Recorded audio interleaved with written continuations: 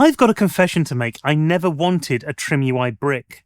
When I first saw it, I couldn't fathom the appeal of this device, so compact that it could hide behind a paperback novel, seemingly designed for people with the fingers of a small Victorian child, and the whole thing seemed like it would give me hand cramps faster than trying to type War and Peace on a Nokia 3310. But every review I encountered told a completely different story. Owners weren't just satisfied with their bricks, they were borderline evangelical about them, which left me wondering if I was missing something fundamental. Or was Invasion of the Body Snatchers wrong, and aliens really came down to this planet to sell us small, retro handhelds named after masonry? Then TrimUI announced the Brick Hammer, looking absolutely gorgeous with its premium metal construction, and my resolve crumbled faster than a digestive biscuit under intense interrogation by the Gestapo. I ordered one on the 22nd of July, convinced that it would make the perfect content for my fledgling YouTube channel. Of course, as fate would have it, I needed a brick for comparison footage long before the Hammer arrived. So I bought this red one as a stopgap measure. A decision that was either supremely confident or catastrophically foolish, since disappointment would come in the most attention-grabbing colour imaginable. And when it arrived, I was shocked by how premium it felt in the hand. Suddenly, I understood why people were raving about this tiny rectangle. The build quality made it feel like a piece of precision engineering rather than a budget gaming toy. But here we are, approaching 2026, with new handhelds at similar prices, offering PSP and Dreamcast emulation, which raises an uncomfortable question. Is there still room in the market for a device that peaks at PlayStation 1, whose main selling point is its construction? To find out, grab hold of your bricks and follow me.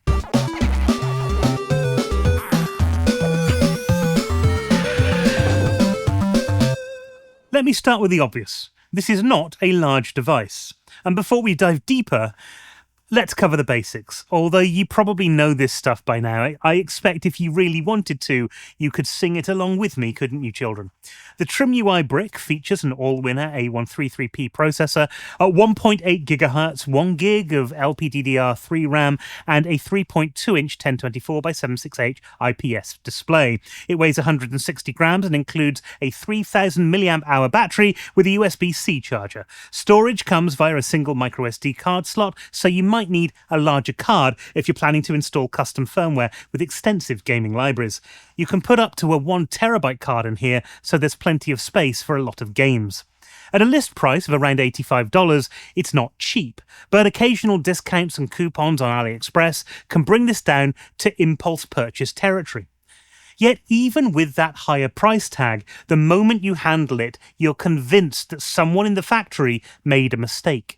The textured plastic shell feels dense and solid, and when you press anywhere on the chassis, it responds with the structural integrity of its namesake, offering no suggestion whatsoever that any corners were cut during manufacturing. There's something almost nostalgic about holding the brick. It feels like a premium Game Boy, the one that you imagined that you were going to get as a child, not the chunky bit of plastic reality that you actually got for Christmas. It's the same thing, that premium toy companies now are making these high-end versions of all of the action figures that we played with when we were kids, taking the essence of what made them special and elevating them to materials and craftsmanship to match our adult expectations. The modern, minimalist aesthetic is often compared to a miniature analog pocket, and that's not unfair. There's a deliberate, almost boutique quality to the design that makes other budget handhelds look rather pedestrian in comparison. The controls are where things get really impressive. The D-pad has been crafted by somebody who clearly understands fighting games, offering precise 8-directional control without the mushiness that plagues cheaper alternatives. Each button press produces a crisp, audible click that transforms every input into a deliberate, satisfying action. The dome switches polarize opinion among users, with some finding them excessively noisy, but I consider that essential to the whole Brick experience because they provide an immediate tactile feedback that eliminates any uncertainty about whether your input was registered. It's the kind of feedback that makes you want to press buttons just to hear the sound which they make. It's either delightful or annoying, depending on whether you're the one playing or you're the one trying to sleep next to somebody who thinks that 2 a.m. is prime gaming time. The shoulder buttons have that same feel, delivering that distinctive click with each press, and their positioning feels natural without requiring uncomfortable finger contortions. Inside the box, we get extra shoulder buttons, which changes the ergonomics slightly, and you can use whichever suits your mood. The device also includes 2 customizable function buttons on the front for shortcuts, which sounds more useful than it actually is, because they're basically used for functions of the device, like switching the D-pad to analog stick emulation mode. The 3.2-inch IPS display with its 1024 by 768 resolution and 405 ppi is exceptional. If you had something like this in a premium handheld with the same sort of pixel density, you may end up wondering what all this fuss over OLED is. It delivers remarkable vibrant colours with excellent viewing angles, and the high pixel density makes classic sprites and textures appear crisp and sharp rather than the blurry mess that you sometimes expect from budget hardware. The 4:3 aspect ratio means classic arcade and console games display without any letterboxing, using the full screen real estate as originally intended. When you see a Game Boy game running on this screen, it looks exactly as you want to remember it, not as it actually was on the original hardware. Testing in a darkened room reveals some minor backlight bleeding around the edges, although it's not excessive for a budget display, and I had no dead pixels or noticeable screen door effects during normal use. Outdoor visibility does present challenges, as direct sunlight renders the screen nearly invisible, but this limitation affects virtually every device in this price category. For indoor gaming and general portable use, the display performs far better than you have any right to expect. Performance-wise, the all-winner A133P chipset with its 1 gig of RAM delivers exactly what you'd expect from this class of device. It handles 8-bit and 16-bit systems with the kind of effortless confidence that you would expect from a modern processor trying to emulate hardware that was cutting edge when people still thought that parachute pants were the next big thing. PlayStation 1 games run beautifully, which is where this device really shines. The combination of that excellent screen and solid emulation performance makes classic 3D games look surprisingly good. Where things get more complicated is with the more demanding systems. Some lighter PSP, Dreamcast and N64 titles are playable, but I really wouldn't buy it for these devices because it's really only the lower-end systems that really shine. You won't get a full compatibility or smooth performance across the higher-end libraries, and you suddenly find yourself in need of an analog stick or two, which isn't always the best experience. The software situation is interesting. Out of the box, you get TrimUI's proprietary Linux-based UI, which is functional but lacking some things that we kind of expect with modern emulation. It works and it works well, but it's not going to win any awards for innovation. Fortunately, there is a thriving custom firmware community producing alternatives like Newly, MuOS, and NextOS. And I've been running Newly on my device. I love this with my Ambinic devices, and it transforms the whole user experience completely for me. The interface is cleaner, performance is better, and the whole system just feels more polished. It's the difference between wearing an ill-fitting suit and one that has been tailored specifically for you. I'm aware there are other options out there, and I'll be trying them out at some point, but Newly has made this device significantly more enjoyable for me. The audio experience reveals the device's most obvious cost-cutting measure. The dual front-firing speakers produce sound that could charitably be described as functional. They are tiny, they lack any bass response, and they sound like they were salvaged from a smoke alarm having an existential crisis. For casual gaming, where audio isn't critical, they're perfectly fine, and you won't notice a problem if you're playing games that were on the handheld market 40 years ago. But they're clearly the components where the budget constraints show most obviously.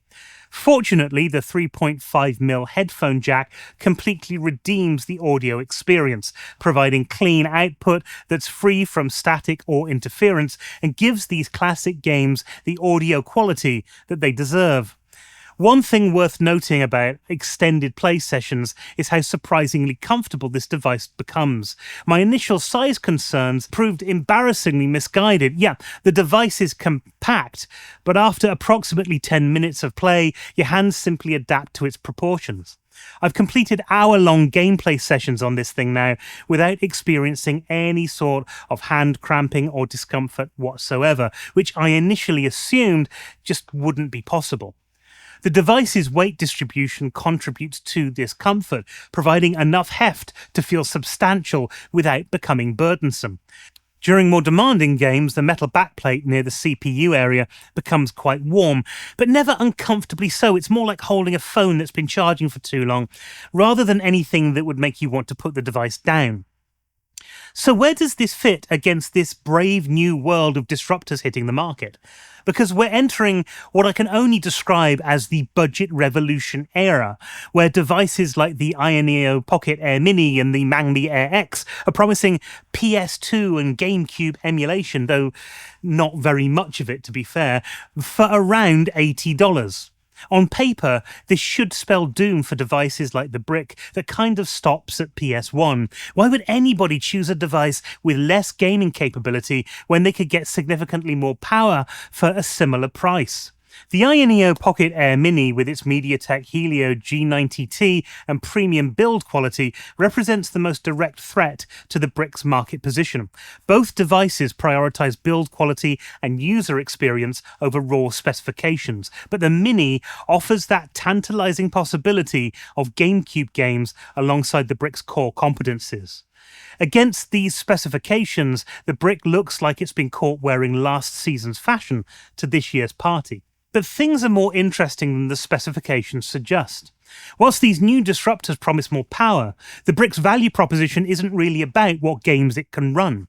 It's about how well it feels when you're running them. That exceptional 405 ppi screen makes classic games look better on the Brick than they do on larger, lower density displays. The premium build quality means that it feels like a precision instrument rather than a budget compromise. Most importantly, it actually exists, and it can be purchased right now. Whilst these newcomers are only just about to launch, the question becomes whether you want a premium device that does certain things exceptionally well, or whether you want to take a punt on newer devices promising more power for similar money. It's the classic specialist versus generalist argument, complicated by the reality that some of these generalist devices may not quite deliver on their ambitious promises. What I can tell you is that despite initially buying this as a necessity, I've become really fond of it. Whilst I'd still grab my 34XX SP for trips out, the Brick's earned a permanent spot beside my desk where I reach for it regularly or for a quick gaming session. It's evolved into my primary quick session gaming device, the handheld equivalent of reading a few pages of a book rather than settling in for an entire chapter. The instant-on nature, the comfortable form factor, and focused game library makes it perfect for those brief moments of respite during busy days. The most impressive thing about this device is the control precision and the build quality at this price point, which feels like somebody made a mistake in the customer's favour. The biggest letdown is the front-firing speakers, which remind you this is still a budget device every time you forget your headphones. But there's something about the combination of that excellent screen, the satisfying tactile feedback, and the compact form factor that makes it perfect for those moments when you want to spend 20 minutes with a classic game. When my videos are rendering or uploading, or when I have to be on a call but I don't actually have to do anything or say anything or pay any attention, or when I'm watching TV and the adverts come on and I can't skip them, this has been by my side. Until recently, but more on that in a different video. What I really wanted to touch on was whether or not you should buy a brick in 2026 as we get ever closer to that new year. And of course, if I'm honest and if I'm a good reviewer, I should probably say no. If you're new to the hobby, if you want the most bang for your buck, the most power available, well, it isn't it. And this isn't even a cheap device that you can justify buying because everything out there at this price point basically plays the same stuff. Not anymore, anyway. But I really want to say yes. Because as it turns out, the TrimUI Brick has actually won me over. The appeal of this device was never really about logic. Its value was never about having the most powerful chip or playing the largest library of games. The Brick's proposition is something that you feel in your hands and in your heart, not something that you can read on specifications on a sheet. It's the device that you should buy to experience a specific, cherished era of gaming, from 8-bit classics through the 16-bit era to the dawn of 3D. All in a form factor that we dreamed of as kids. Every game that you ever loved in a beautifully designed Game Boy-sized rectangle that's small enough to carry around, but big enough to deliver on all of those gaming promises. The TrimUI Brick might have started out being the top end of a budget market, but it now sits in a space that it's practically invented for itself. It's elevated itself beyond its price point through sheer build quality, becoming the de facto Rolex of budget handhelds. That was the case, at least, until its own, even better built sibling arrived, because if the TrimUI Brick is a Rolex, then the TrimUI Brick Hammer is much more Patek Philippe. And if you want to find out more about that, then why not like and subscribe and hit the little notification icon so that you know when that video drops. But what do you think? Is there still room for a focused specialist device like the Brick? Or should everything be moving towards more powerful, all-in-one solutions? Let me know in the comments below. And if you enjoyed this video, and if you enjoyed this little dive into my evolving relationship with a tiny rectangle, then don't forget to subscribe for more retro gaming madness. And until next time, happy gaming.